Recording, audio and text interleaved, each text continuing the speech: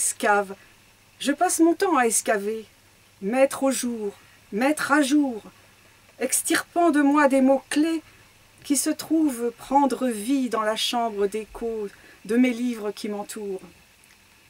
Bonheur de rencontre entre un mot venu je ne sais d'où et une phrase d'un auteur X, Y ou Z qui résonne et illumine, illustre et me répond, à la manière d'une figure répétée dans une mosaïque.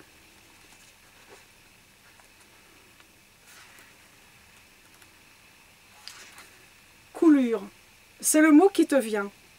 Tu as besoin que la poésie coule, soit cool, simple ruisseau.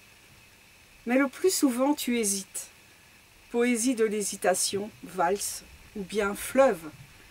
Tu improvises, attentif à ta voix, au battement d'ailes du papillon, ta Vanessa.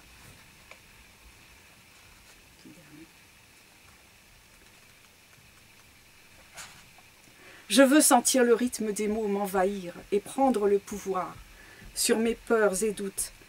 Les cailloux des contes de fées sont un peu magiques. Ils me ramènent toujours au bercail. Pourquoi avoir choisi ce titre, Quintina? Eh bien, c'est un terme qui fait référence à l'ethnomusicologie. En Sardaigne, dans les polyphonies traditionnelles, les chanteurs se réunissent et pratiquent une technique vocale particulière qui joue notamment sur les propriétés des harmoniques. Et quand c'est des chœurs à 4 voix d'hommes, il arrive que, si toutes les conditions sont réunies, on émerge une 5e petite voix, d'où le terme quintina, et qui est une voix qui est particulière, donc qui n'est pas chantée réellement, puisqu'elle résulte des harmoniques des 4 voix d'hommes. En dessous, elle plane au-dessus et c'est fait une voix irréelle dans la tessiture d'une voix de femme dans l'aigu. Donc c'est quelque chose de très étonnant que je vous propose d'écouter un extrait.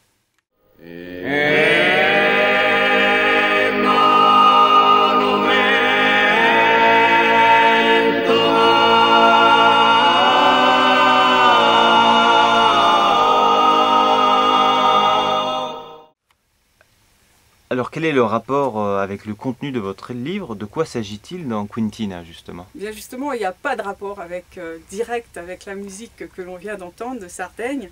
En revanche, il y a bien une idée de petite voix musico-poétique, qui entrecoupée de figures de silence musicaux et qui se cherche, une voix qui hésite, qui se tente de se frayer un chemin à travers de multiples lectures, de multiples souvenirs, des pensées, des poèmes, des citations.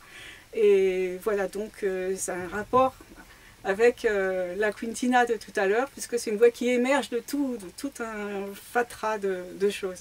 Et la petite voix est symbolisée aussi par justement le papillon, c'est entre autres. Et ce papillon blanc qui volettrait d'une page à l'autre, d'un mot à l'autre, et qui entraînerait le lecteur vers un voyage initiatique et qui se termine à Petra, mais Petra transposée plutôt dans l'imaginaire. À un moment, j'écris que ce voyage, donc je suis seule dans ma Petra intérieure, que je voudrais rebaptiser Petra 2, un peu comme Lascaux 2 ou la Grotte Chauvet 2, une sorte de facsimilé, tel que je l'ébauche ici. Et ce voyage est aussi un voyage vers l'autre, et vers les autres, peut-être tout aussi imaginaire et rêvé, d'ailleurs. Mais n'a-t-on pas le droit de rêver? Alors, en fait, ce mot, Quintina, qui est un sens qui est donné après coup, finalement, il donne sens à mon livre dans la mesure où la poésie, ici, semble résulter de l'interférence harmonique, métaphoriquement, entre deux harmoniques, quoi, le réel et l'imaginaire.